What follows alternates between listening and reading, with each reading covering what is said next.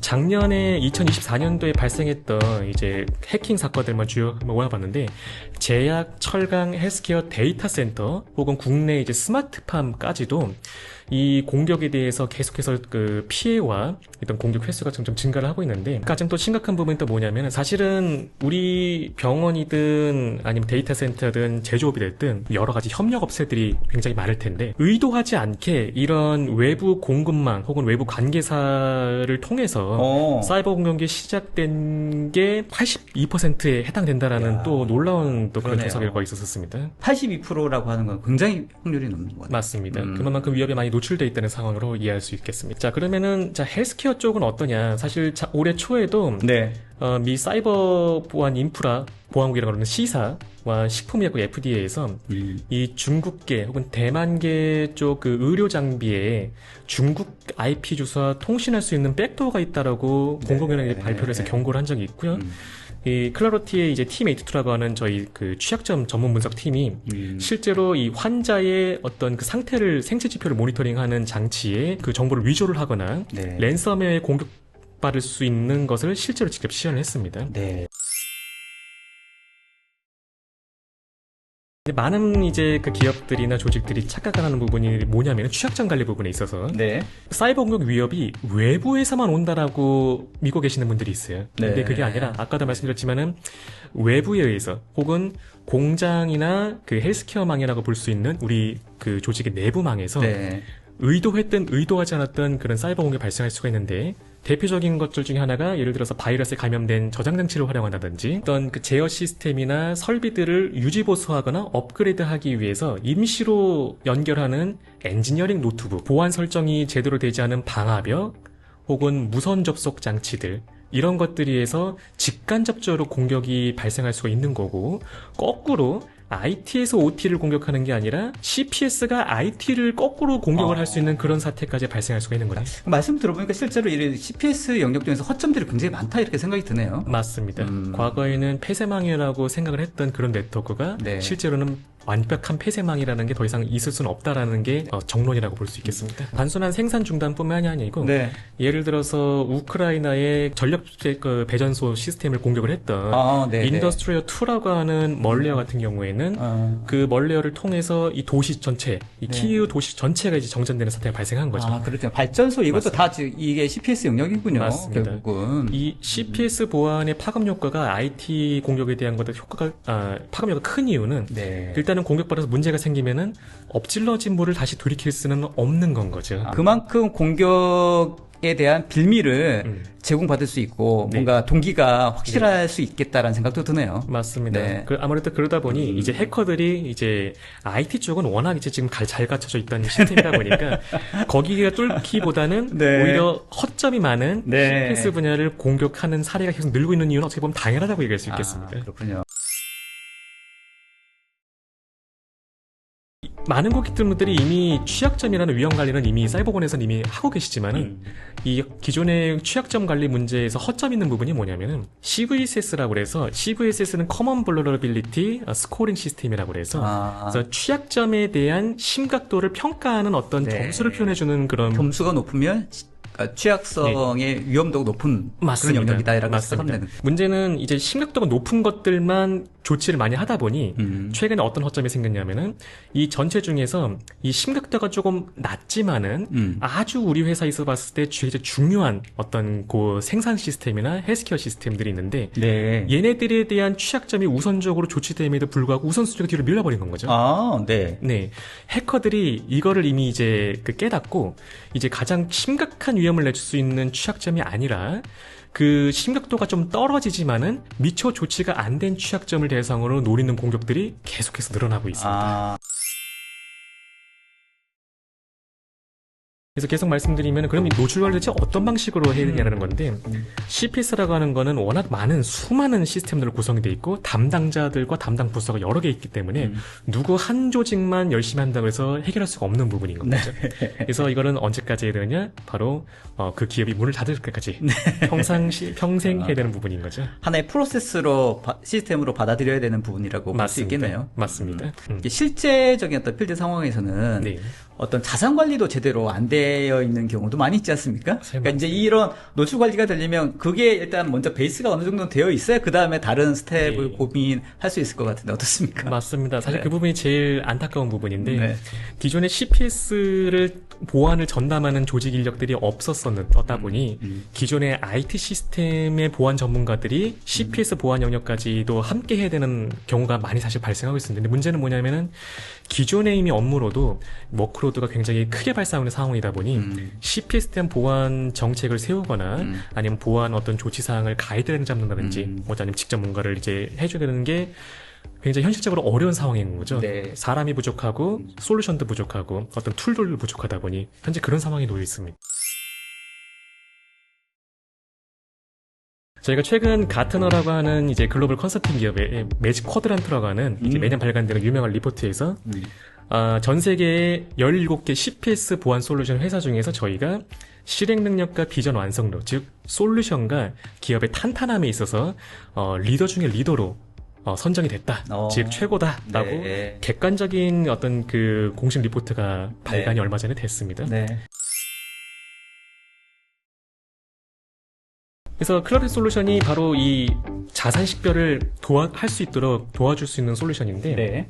그래서 클라우드 같은 경우에는 4가지 데이터 수집 방식이 있는데 엣지라고 하는 건 뭐냐면 일종의 자산 스캔 툴인데 스캔 툴. 예, 스캔 프로그램인데요. USB에 담아서 실행할 수 있는 그런 프로그램입니다. 그 현장에 보면은 많은 단독 설비들이 있을 수밖에 없어요. 진짜로 폐사망이 있을 수가 그렇게 없는데 그렇죠. 그런 곳에는 어떤 수집 장치를 설치할 수가 없는 그런 환경들도 있습니다. 그때 활용하는 게 엣지라고 보시면 되겠습니다. 이 방식을 사용하면은 쏙쏙들이 숨어 있는 모든 자산에 대해서도 그 자산의 종류가 뭔지 취약점 무엇인지를 평가할 수가 있는 것이 저희 회사 솔루션의 특징입니다.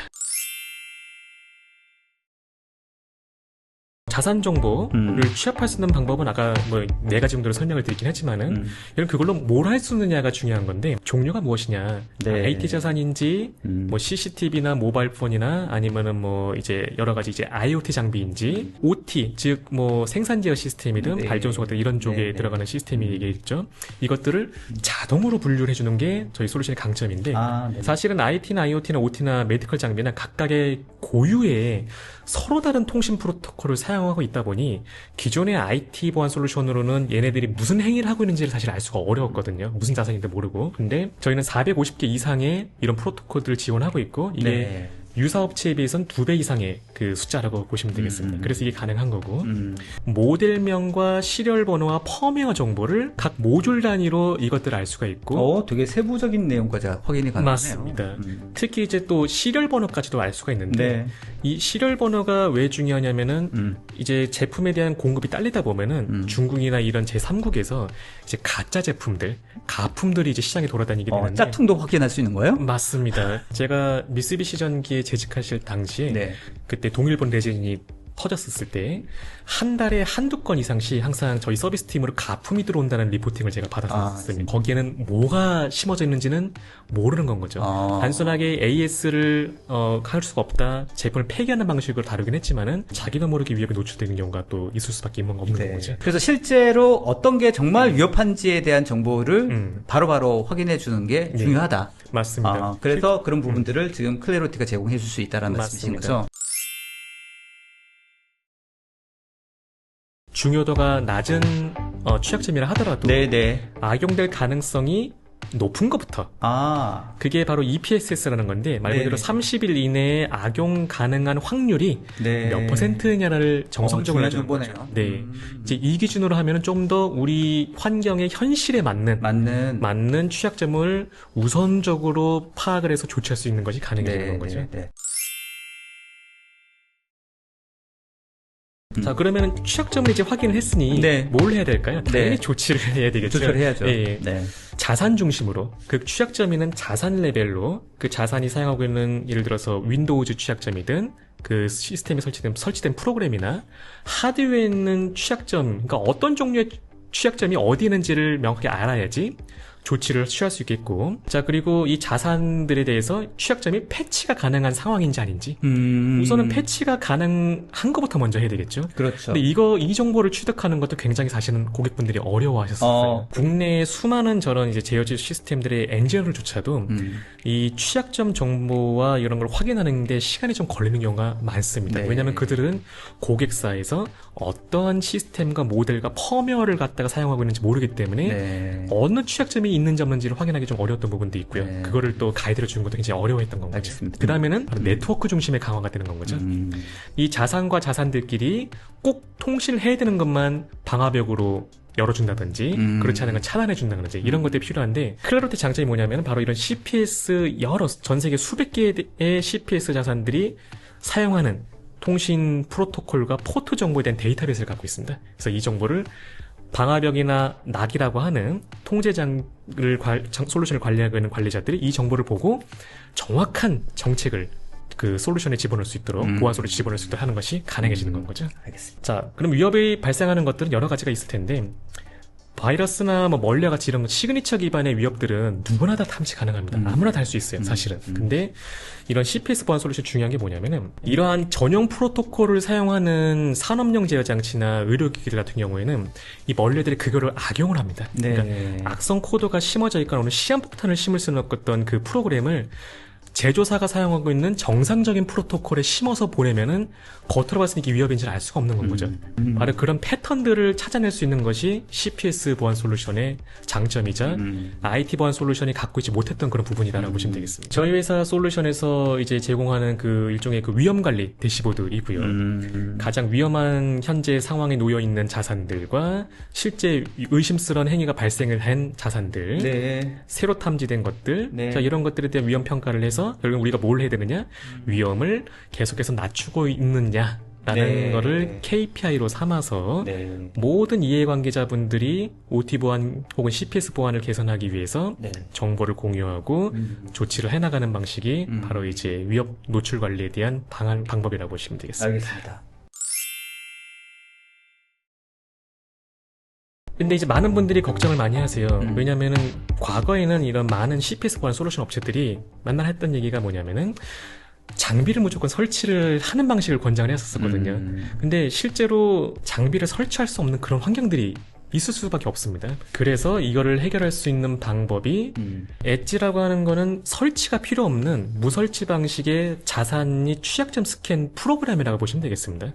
설치가 필요 없는 것이고, USB에 담아서 그 윈도우즈나 혹은 리눅스 기반의 시스템에 꽂아서 한 번만 그 USB 내에서 실행을 하면은 그 엣지를 실행한 호스트와 같은 네트워크에 있는 여러 CPS 장비들 스캔을 해주고, 스캔한 정보를 이제 하나의 로그 파일로 만들어줍니다. 저희 분석 서버에다가 올리게 되면은 네. 그 장비 설치를 안 했었어도 어떤 자산들을 우리 회사가 갖고 있고 그 자산들이 어떠한 종류고 어떠한 취약점을 갖고 있고 뭐 이제 펌웨어 정보나 시리얼 정보 이런 것들을 알 수 있는 획기적인 네. 그런 솔루션이라고 그러네요. 보겠습니다. 사실 이것과 유사한 솔루션들은 시중에 많은데 네. 저희 분석 서버나 다른 장비와 통신이 안 되고도 네. 즉 단독으로 이렇게 스캔할 수 있는 CPS 쪽 보안 솔루션이 아직까지는 클레로드밖에 없는 걸로 알고 있습니다. 네. 말씀 들어보니까 실제로 CPS 영역에서의 자산 관리를 일단 먼저 스캔하고 맞습니다. 확인하는 게 일단 가장 우선시 되는 부분인데, 네. 이거를 이 엣지라고 하는 방식이 굉장히 쉽게 만들어줄 수 있다. 맞습니다. 볼 수 있는 거네요. 아, 이거 좋은 기능이네요. 이거. 네, 맞습니다. 리더 그룹에 올라갈 만하네요. 고맙습니다. 예, 예. 실제로 우리의 상태가 어떤지를 알아야지 맞습니다. 그 다음 스텝으로 나갈 수 있으니까 말이죠. 맞습니다. 그죠? 가장 CPS 보안의 가장 첫걸음이 되는 것이 말씀하신 것처럼 자산에 대한 가시성, 네. 자산 원장을 일단 먼저 갖추는 것이 가장 네. 먼저라고 볼 수 뭐 있겠습니다. 그렇다고 해서 뭐 일일이 또 장부 뒤져가지고 우리 자산에 뭐가 있는지 예. 체크해 가면서 네네. 스탠다드가 맞는지 네. 안 맞는지 네네. 이렇게 할 수 있는 시간적 여유도 없고, 맞습니다. 네, 어떤 마음의 여유도 없고, 실제 물리적으로도 어렵고. 결국에는 깨닫게 되는 거죠. 이 6개월 동안 걸려서 장비 이력 조사를 했더니 공사를 한다든지 시스템 업그레이드 하니까 기존에 있던 원장들이 1년 단위에서 다 무술모가 돼버리는 건 거죠. 아, 그래요. 결국에는 어쩔 수 없이 이런 툴들을 활용해야 되는 이유가 바로 거기에 있다고 보시면 되겠습니다. 알겠습니다.